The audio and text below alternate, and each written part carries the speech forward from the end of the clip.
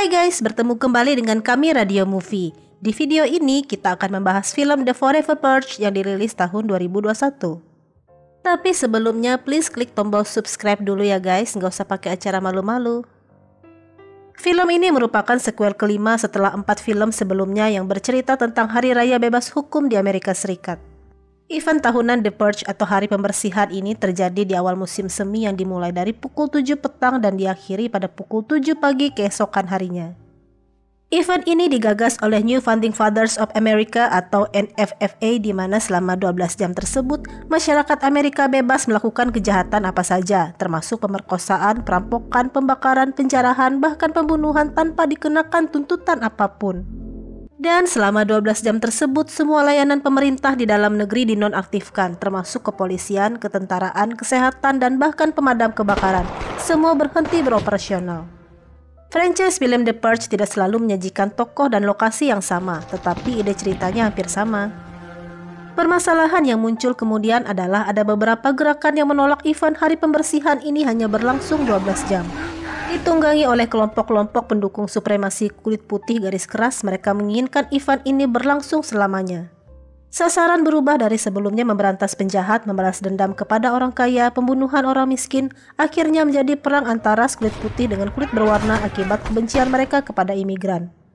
Tentu saja tidak semua warga kulit putih mendukung kelompok pendukung The Forever Purge ini, sehingga perang saudara pun terjadi di Amerika Serikat.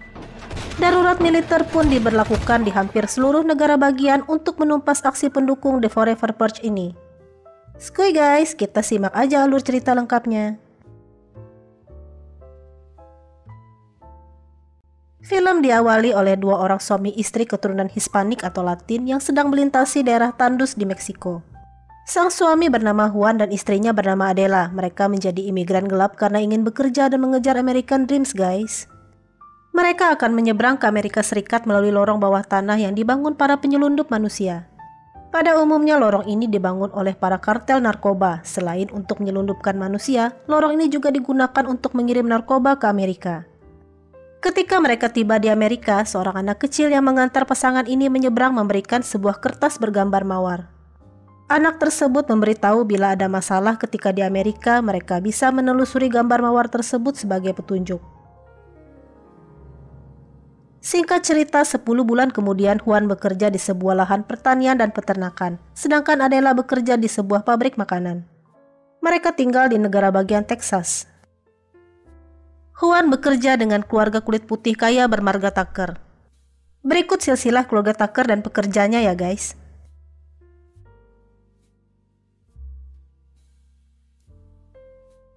Pada hari raya pembersihan akan dimulai, Caleb Tucker memberikan uang bonus perlindungan kepada anak buahnya.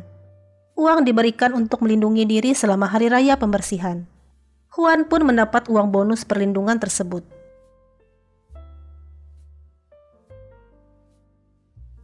Juan menggunakan uang bonus tersebut untuk berlindung dengan istrinya. Bersama dengan temannya Titi atau Trinidad yang bekerja di peternakan Tucker, mereka menuju ke sebuah penampungan imigran Hispanik yang dijaga tentara. Situasi menegangkan karena mereka hampir terlambat tiba di penampungan.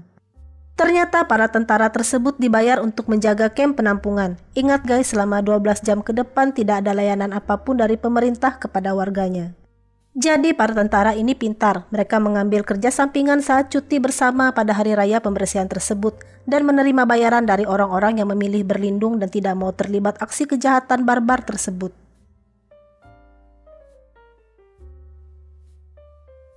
Sementara itu keluarga Tucker memilih berlindung di rumah mereka yang sudah dipasang pengaman ganda. Senjata yang diizinkan selama hari raya pembersihan ini maksimal senjata kelas 4. Apapun kecuali peledak seperti granat dan peluncur roket adalah ilegal untuk digunakan. Pukul 7 petang sirene menyala dan pengumuman di TV disiarkan. Situasi barbar tanpa hukum pun dimulai. Masyarakat bebas terlibat di hari raya pembersihan melakukan kejahatan apapun. Mental-mental psikopat warga Amerika akhirnya tersalurkan malam itu. Pembunuhan terjadi di mana-mana.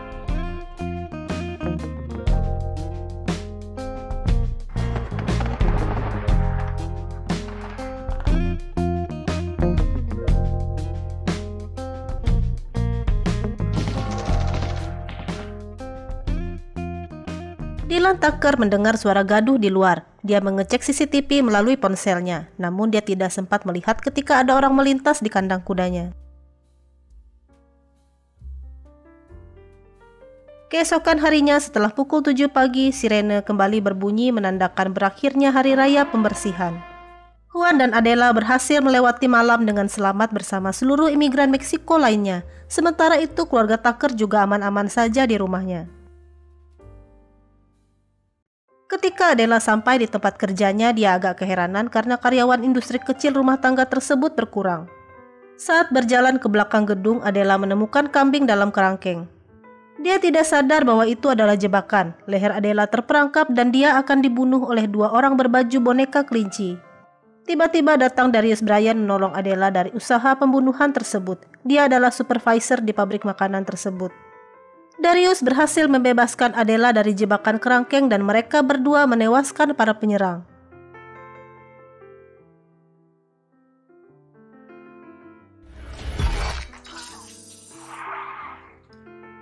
Namun sialnya mereka malah ditangkap polisi karena dikira anggota pendukung pembersihan abadi.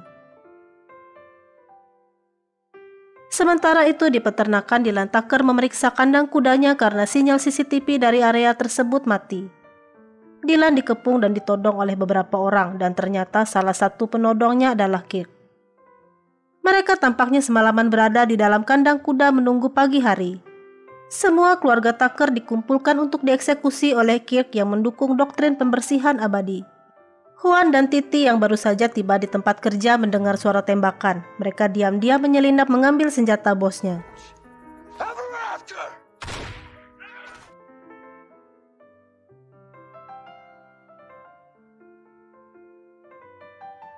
Agak terlambat melakukan serangan balik, Caleb Tucker tewas dibunuh oleh Kirk. Juan dan Titi berhasil menewaskan beberapa orang dengan senapan mesin mereka, termasuk Kirk juga tewas. Sialnya anggota pendukung pembersihan abadi ada yang lolos. Mereka meminta bantuan personel tambahan. Semua anggota keluarga Tucker, Juan dan Titi melarikan diri dengan truk bobtail atau truk tanpa bak atau trailer.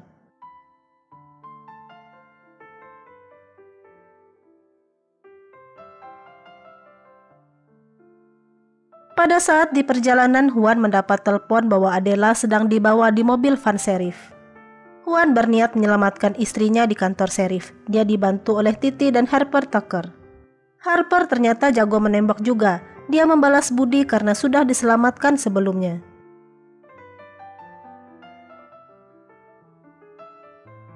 Sementara itu di dalam mobil van sheriff, Adela dan Darius bertemu dua orang pria dan wanita anggota supremasi kulit putih yang agak sinting. Mereka adalah pendukung pembersihan abadi.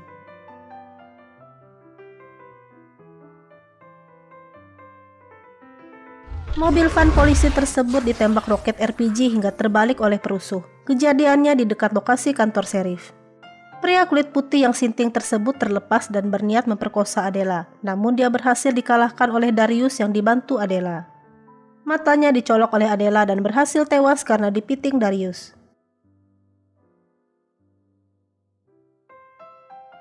Juan, Titi, dan Harper berhasil menemukan Adela dan mengeluarkannya dari van polisi.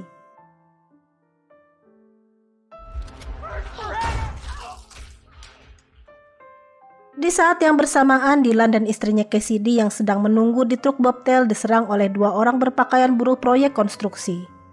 Melalui perkelahian seru, Dylan berhasil menewaskan dua orang penyerangnya tersebut.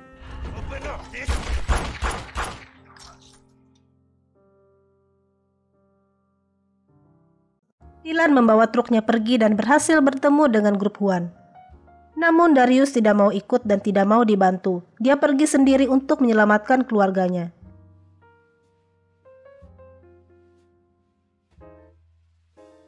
Saat mereka tiba di SPBU di luar kota, mereka melihat semua orang di situ sudah tewas.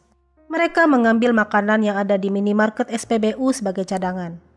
Di saat yang bersamaan, Titi dan Harper memperdengarkan berita radio bahwa gelombang kekerasan menyapu seluruh wilayah Amerika Serikat dan pemerintah tidak bisa menjamin keselamatan warganya. Namun Meksiko dan Kanada bersedia menampung pengungsi dengan membuka perbatasannya selama 6 jam. Mereka semua akhirnya sepakat menuju Meksiko untuk mengungsi. Di tengah jalan menuju perbatasan, tiba-tiba mereka dikejar oleh sekelompok anggota pendukung pembersihan abadi. Sekelompok orang bermotor tersebut menembaki truk bobtail Dylan. Juan hampir saja melepaskan tembakan balik, namun Harper memiliki ide lain. Dia mengibarkan bendera pembersihan abadi yang mereka temukan sebelumnya. Akhirnya, karena merasa isi truk tersebut adalah rekan seperjuangan dan juga seorang kulit putih, para pendukung pembersihan abadi tersebut akhirnya pergi. Dylan CS akhirnya tiba di kota El Paso yang berbatasan langsung dengan gerbang perbatasan Meksiko.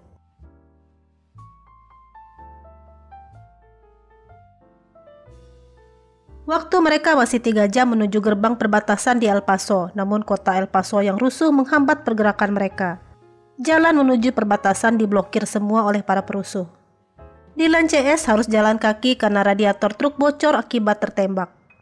Mereka terpisah saat militer menembaki mereka dengan meriam tank.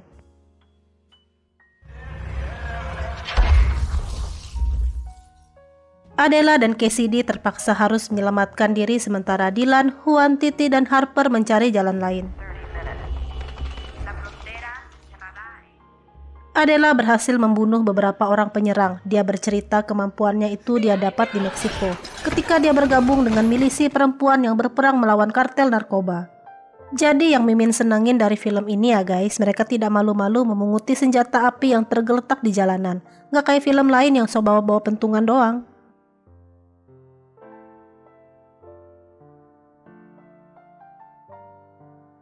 Sementara itu Dylan CS dikepung oleh para perusuh. Mereka ternyata anggota perkumpulan supremasi kulit putih.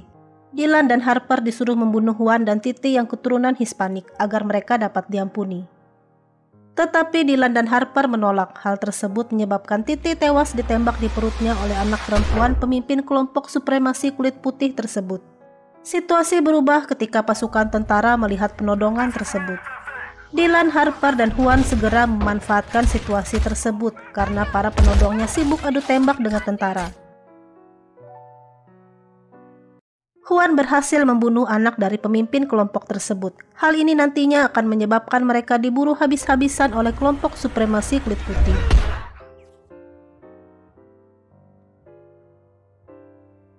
Di tempat lain, Adela berhasil menemukan tanda mawar. Dia teringat pesan anak kecil di terowongan dulu. Ternyata di gedung tersebut ada penampungan keturunan Hispanik yang juga sedang menunggu untuk diseberangkan ke Meksiko. Suatu keanehan terjadi. Juan, Dylan, dan Harper ternyata juga sudah berada di gedung itu. Kemungkinan Juan mengikuti tanda bunga mawar juga. Di siaran berita televisi dikabarkan bahwa pangkalan militer Angkatan Darat di El Paso berhasil dikalahkan oleh para perusuh. Kekalahan tersebut menyebabkan para tentara ditarik mundur dari El Paso. Hal tersebut menyebabkan pemerintah Meksiko menutup perbatasan lebih awal dari seharusnya.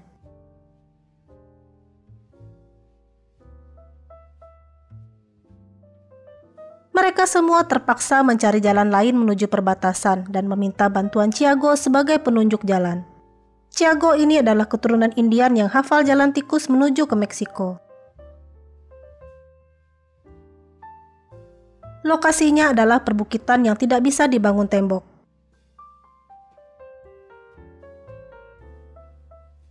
Pada saat sedang dalam perjalanan menuju Meksiko, sekelompok pasukan supremasi kulit putih berhasil menyusul. Melihat situasi ini, Mimin jadi ingat film Mad Max ya guys.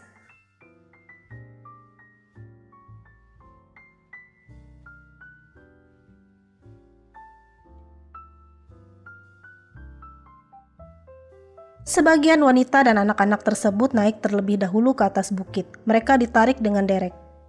Sementara yang lain menghadang pengejaran dari kelompok pendukung pembersihan abadi tersebut.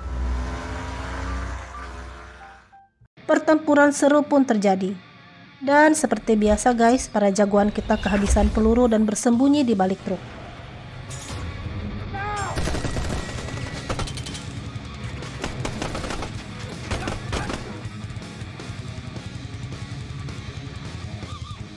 Kemudian guys, secara ajaib para jagoan kita berhasil kabur dari balik truk dan bersembunyi di sebuah rumah kosong.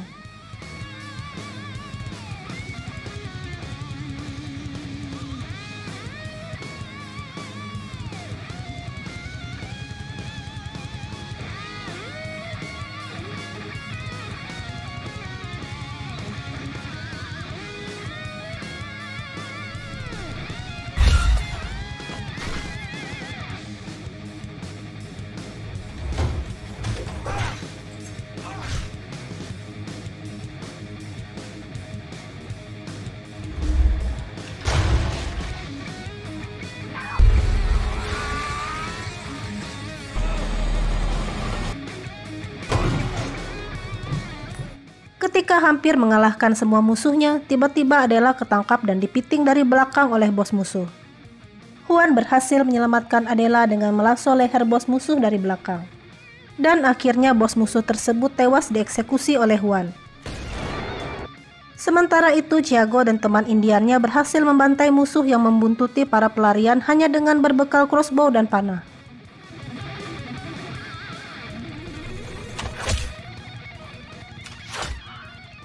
Akhirnya mereka semua berhasil menyeberang ke Meksiko. Situasi berbalik guys, akhirnya Dylan, Harper, dan Cassidy merasakan bagaimana menjadi pengungsi di negara orang bersama dengan 2 jutaan warga negara Amerika Serikat yang menjadi imigran di Meksiko. Cassidy melahirkan bayi perempuan di kamp pengungsi. Sementara di Amerika Serikat terjadi pertumpahan darah dan perang saudara antara kelompok pendukung pembersihan abadi dan kelompok yang menentangnya. Demikian alur cerita film ini berakhir guys. Terima kasih sudah menonton.